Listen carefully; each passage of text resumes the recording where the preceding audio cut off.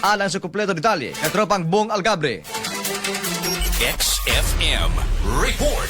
Sugda na sa Provincial Government of Davao del Norte ang operasyon sa Task Force Davao del Norte sa ikatuluga quarter karuga tuig 2026. Isip kabahin sa baslig-on nga kampanya sa pagmintinar sa kalinaw, kahapsay ug seguridad sa tibuok probinsya. Kini ang gipahibalo ni Governor Edwin Cuyagob Hubahib ang mga plano human matud pa sa gipigayon nga Provincial Peace and Order Council meeting. Din gituki ang mga lakang aron mapugnan ang terorismo, insurhensya, kriminalidad, illegal nga droga ug uban pang hulga sa seguridad. Matud pa sa gobernador, usa sa mga prioridad sa task force maong pagpaubos sa crime rate ug pagsiguro nga magpabiling malinawon ang Davao del Norte. Aron masuportahan ang operasyon sa Task Force Davao del Norte, mag-hire ang provincial government og 240 ka mga KAFGO, Active Auxiliary kun KA, Category 2 personnel nga i-deploy sa 13 ka mga boundary checkpoints nga magbantay sulod sa 24 oras matag adlaw. Sumala ni Gobernador Hubahib ang mga checkpoint makatabang sa pagpugong sa pagsulod sa mga individual nga adunay daotang tuyo ug maglisod ang mga kriminal sa pagpatuman sa ilang mga kalihukan sulod sa probinsya. Gawa sa mga boundary checkpoints, plano usab nga magtukod og napulo pakadugang nga checkpoints sa mga strategic nga lugar, ilabi na sa mga utlanan, sa mga syudad ug lungsod aron mapalig-on ang seguridad. Dili lamang seguridad ang tutukan sa Task Force Davao del Norte, apil na usab sa responsibilidad sa mga checkpoint ang pagmonitor batok sa illegal logging ug pagpatuman sa mga biosecurity measures aron mapugnan ang pagsulod sa mga sakit sama sa African Swine Fever kon ESF o Avian Influenza nga mahimong makaapekto sa sektor sa agrikultura. Samtang nagapadayon ang pagpaligon sa seguridad, giplano usab sa Kapitolyo ang pag-instalar og dugang CCTV kameras sa nagkalain-laing nga lugar sa probinsya. Magmug na usab og espesyal nga monitoring office nga maoy magdumala sa surveillance ug pagmonitor sa mga posibleng hulga sa kalinaw ug kahapsay. Katropa, siguruhang luwas ka sa mga balatian, kinahanglan lagsi ka og immune system pinaagi sa pagtumar ug santon vitamin C. Alang sa nakiusang Pilipino para sa Pilipinas, katropang Bong Umaki Algabre, XFM News.